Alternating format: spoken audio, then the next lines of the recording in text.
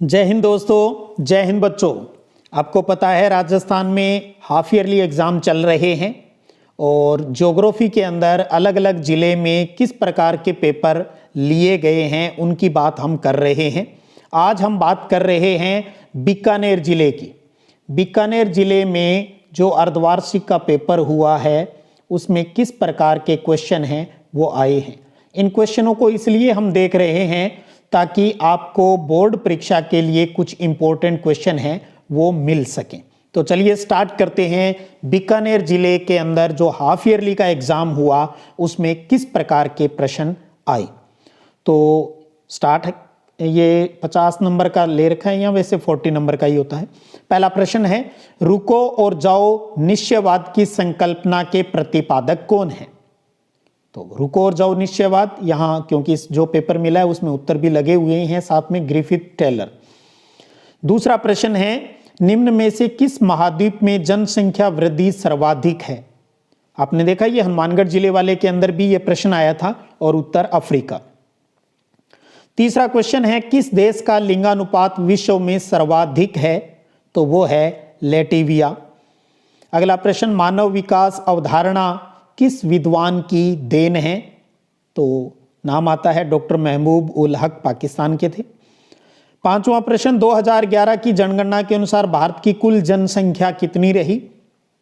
तो 121 करोड़ रही। आप अच्छे से देखिएगा, खाली प्रश्न और सीधे उत्तर पे नहीं, ऑप्शन को भी ध्यान में रखते हुए आप इन पर जरूर गौर कीजिएगा। हर पढ़ने वाले बच्चे से ये मैं आशा करता हूं। छठा प्रश्न है कि भारत में पहली संपूर्ण जनगणना कब संपन्न हुई थी।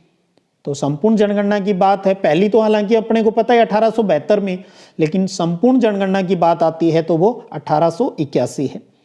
जल किस प्रकार का संसाधन है। तो इजीली पाठ के पीछे वाला क्वेश्चन ही है, चक्रीय संसाधन, सर्कुलर रिसोर्सेस हैं। आठवां प्रश्न है कि दो देशों के मध्य व्यापार क्या कहलाता है। तो दो देशों के मध्य का व्यापार अंतर्राष्ट्रीय व्यापार यानी इंटरनेशनल ट्रेड कहलाता है। तो ये 8 ऑब्जेक्टिव क्वेश्चन हो गए। अब बात करते हैं रिक्त स्थानों की। 4 रिक्त स्थान के क्वेश्चन। 9वां है कि राष्ट्रीय राजमार्ग संख्या भारत का सबसे लंबा महामार्ग है। तो वो और सबसे बड़ी बात इस पेपर के अंदर आपको देख रहे हो रिक्त स्थान में आगे 2 ऑप्शन भी दे रखे हैं, हालांकि बोर्ड में ये नहीं मिलेंगे। तो नेशनल हाईवे 7 पुराना जो नंबरिंग का सिस्टम था उस आधार पर है। NH7 है वो सबसे लंबा महामार्ग है। विश्व व्यापार संगठन का मुख्यालय जिनेवा में है। 1951-58 है ये रिक्त स्थान में भरना था। दशकों को भारत में जनसंख्या विस्फोट की अवधि के रूप में जाना जाता है। तो कौन सा है, 1951 से 1981 को। 12वां है कि देश का पहला परमाणु ऊर्जा स्टेशन कहां स्थापित किया गया। अभी तारापुर या कलपकम की बात आती है तो उत्तर क्या हो गया, तारापुर। अब अति लघुतरात्मक प्रश्न है। इन प्रश्नों को आगे बढ़ाऊं उससे पहले जो बच्चे बीच में जुड़े हैं उनको मैं बता दूं, आज हम बीकानेर जिले के अंदर जो हाफ ईयरली का एग्जाम हुआ है उसके क्वेश्चनों के ऊपर बात कर रहे हैं, उस पेपर के ऊपर बात कर रहे हैं। 13वां क्वेश्चन, मानव भूगोल को परिभाषित कीजिए। परिभाषा का है, आप कोई सिंपल परिभाषा लिख दीजिए, रेड जेल की लिख दीजिए, एलन सैंपल की लिख दीजिए, विडाल डी लाब्लास की लिख दीजिए, कोई भी परिभाषा है वो देनी है, चाहे जनरल परिभाषा लिख दीजिए। 14वां, जनसंख्या घनत्व से क्या आशय है, परिभाषा देनी है। 15वां है, ऋणात्मक भुगतान संतुलन का होना किसी देश के लिए क्यों हानिकारक होता है। बोध का क्वेश्चन है, बहुत अच्छा क्वेश्चन है। 16वां क्वेश्चन है कि सन्नगर किसे कहते हैं। 17वां है, प्रवास क्या है, बिल्कुल सिंपल सा। 18वां, मानव विकास को परिभाषित कीजिए। इंपॉर्टेंट क्वेश्चन है, मानव विकास को परिभाषित कीजिए बोर्ड के लिहाज से भी। 19वां, मेगा सिटी क्या है। 20वां है, ऊर्जा के अपारंपरिक स्रोत कौन से हैं, उनके बारे में लिखना है। तो ये वन लाइनर क्वेश्चन हो गए। उसके बाद में लघुतरात्मक शॉर्ट आंसर टाइप क्वेश्चन है। 21वां है, संभववाद से क्या अभिप्राय है। आपने देखा हनुमानगढ़ वाले में भी ये प्रश्न था। 22वां का डेयरी कृषि की प्रमुख विशेषताएं बताइए। तो 2-3 विशेषताएं इसके अंदर देनी है, कुछ क्लियर पूछा नहीं है तो कितनी भी आप लिख सकते हो। उसके बाद में बहुत प्यारा क्वेश्चन है जो फुटलूज इंडस्ट्री यानी स्वच्छंद उद्योग क्या है, बहुत प्यारा क्वेश्चन है। 24वां है, ग्रामीण और नगरीय बस्तियां किसे कहते हैं, परिभाषा देनी है और विशेषताएं बतानी है। तो ये शॉर्ट क्वेश्चन में है। उसके बाद उपनगरीकरण क्या है? आपको पता है बोर्ड परीक्षा के अंदर एक दो क्वेश्चन है वो छोटे भी पूछे जाते हैं बड़ों के साथ साथ। तो इस पेपर के अंदर काफ़ी परिभाषाओं वाले क्वेश्चन है। मैं सब बच्चों को कहना चाहूँगा आप इनको अच्छे से तैयार कीजिएगा। 25वां है उपनगरीकरण क्या है? सब अर्बनाइजेशन क्या है? 26वां है जनसंख्या प्रवास को प्रभावित करने वाले कारक हैं, उनको लिखना है, शॉर्ट में लिखना है यहाँ कौन से प्रभावित करने वाले कारक हैं जनसंख्या प्रवास को। 27वां है जन, ये गलती से जन लिखा है, जल है, जल संभर प्रबंधन से क्या अभिप्राय? वाटरशेड मैनेजमेंट क्या है, इसके बारे में आपको बताना है। 28वां भारत में सूती वस्त्र उद्योग के विकास के कारणों की व्याख्या कीजिए। सूती वस्त्र उद्योग भारत में डेवलप हुआ, इसके क्या कारण हैं वो हो सकते हैं। 29वां है कि भारत के विदेशी व्यापार की प्रमुख विशेषताओं का उल्लेख कीजिए। तो 3-4 विशेषताएं हैं, अपने नोट्स के अंदर भी ये सारे क्वेश्चन आपको वहां मिल जाएंगे। 30वां क्वेश्चन है पाइपलाइन परिवहन से लाभ और हानि की विवेचना कीजिए। तो शॉर्ट में लाभ और हानि की लिखना है क्योंकि 1.5 का ही क्वेश्चन है।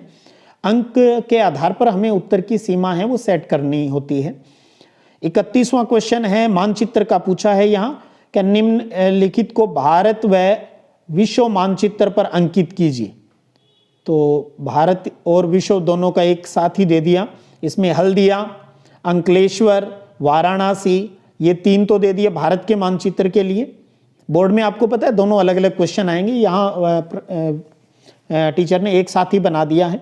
तो हल्दिया पश्चिम बंगाल में, अंकलेश्वर गुजरात में, वाराणसी यूपी में, सब लिखा हुआ है साथ में। मास्को ये विश्व वाले मानचित्र में दिखाना है, लंदन है, न्यूयॉर्क है, ये आपको दिखाना है किसके अंदर है, उसकी लोकेशन दिखानी है।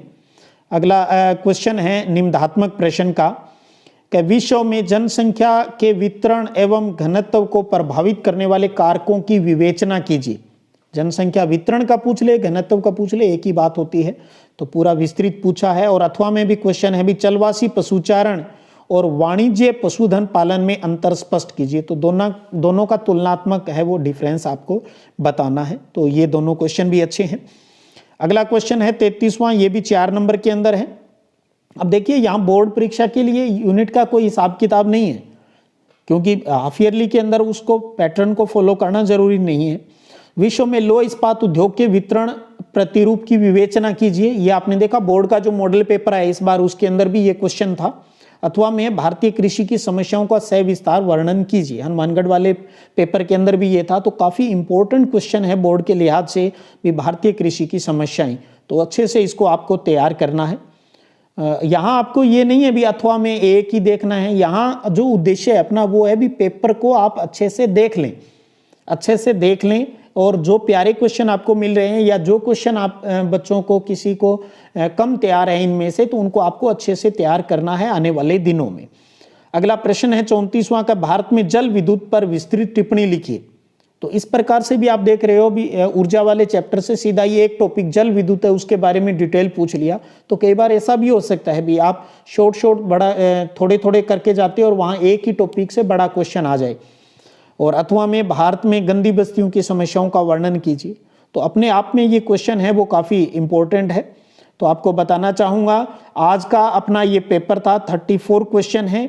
इस पेपर को आपको अच्छे से देखना है। ये पेपर बीकानेर जिले का पेपर है। तो जैसे जैसे मुझे और डिस्ट्रिक्ट के पेपर मिलते जाएंगे वैसे वैसे मैं आपको उपलब्ध करवाता जाऊँगा।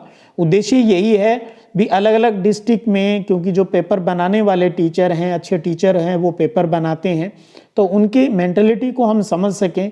और हो सकता है इनमें से बहुत से क्वेश्चन आपको बोर्ड परीक्षा के अंदर है वो रिपीट है वो मिल जाए। तो इसी उद्देश्य से ये सीरीज़ है वो मैंने स्टार्ट की है। उम्मीद करता हूँ आप सब इनसे लाभान्वित होंगे। पढ़ने वाले बच्चों को इससे बहुत फ़ायदा होगा। जिन बच्चों का सपना अब की बार 90 पार का है उनको बहुत बड़ा बेनिफिट है वो मिलने वाला है इस प्रकार की सीरीज से। आपका कमेंट मेरे लिए एक मोटिवेशन का काम करता है। आप अपने साथियों को भी वीडियो को शेयर कर सकते हैं और कमेंट जरूर कीजिएगा भी कैसा चल रहा है आपका जो स्टडी का जो कार्यक्रम है। तो चलिएगा फिर मिलेंगे एक नए जोश और नए विश्वास के साथ एक नई इन्फॉर्मेशन को लेकर। फिर मिलते हैं, तब तक जय हिंद, जय भारत।